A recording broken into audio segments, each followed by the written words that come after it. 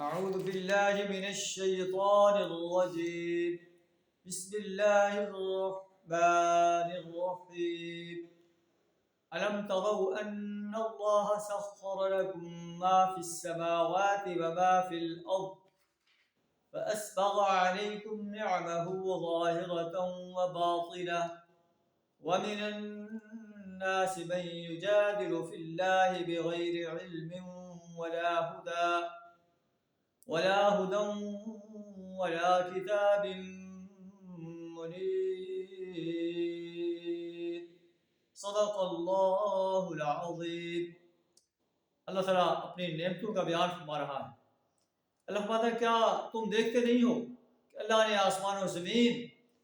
اور اس کے اندر جو چیزیں ہیں ساری تمہارے لیے پیدا کی ہیں، تمہارے لیے مسخر کی، تمہارے فائدے کے لیے پیدا کی، اور اپنی کھلی اور چھپی تمام نعمتیں تم پر تمام کر دی۔ اس کے باوجود کچھ لوگ ایسے ہیں جو اللہ کے بارے میں بغیر علم کے، بغیر ہدایت کے، بغیر کسی کتاب منیر کے اللہ کے بارے میں جھگڑا کرتے ہیں، اللہ کے ساتھ اوروں کو شریک ٹھہراتے ہیں، اوروں کی بندگی اور غلامی اختیار کرتے ہیں، اللہ کی مخلوق کی پرستش کرتے ہیں، اللہ کی مخلوق کی بندگی اور غلامی اختیار کرتے ہیں، ان کی اطاعت کرتے ہیں، ان کو پکارتے ہیں، ان سے دعائیں مانگتے ہیں، حالانکہ اللہ ہی ایسی ہستی ہے جس کی بندگی کی جائے، جس کی اطاعت کی جائے، جس کو پکارا جائے۔ جب انہیں کہا جاتا ہے اتبعوا ما انزل اللہ، اتباع کرو اس چیز کو جو اللہ نے نازل فرمایا ہے، وہ کہتے ہیں بل نتبع ما وجدنا علیہ آباءنا،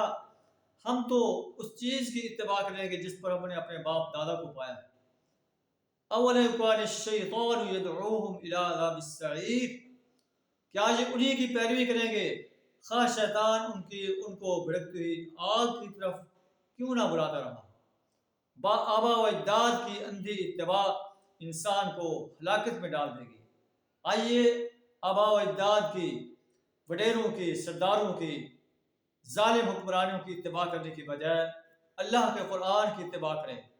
اللہ اور اس کے رسول صلی اللہ علیہ وسلم کی اتباع کریں۔ اس سے انشاءاللہ اللہ آخرت میں بھی کامیابی عطا فرمائے گا اور دنیا میں بھی کامیابی عطا فرمائے گا۔ وآخر دعوانا الحمد للہ رب العالمین۔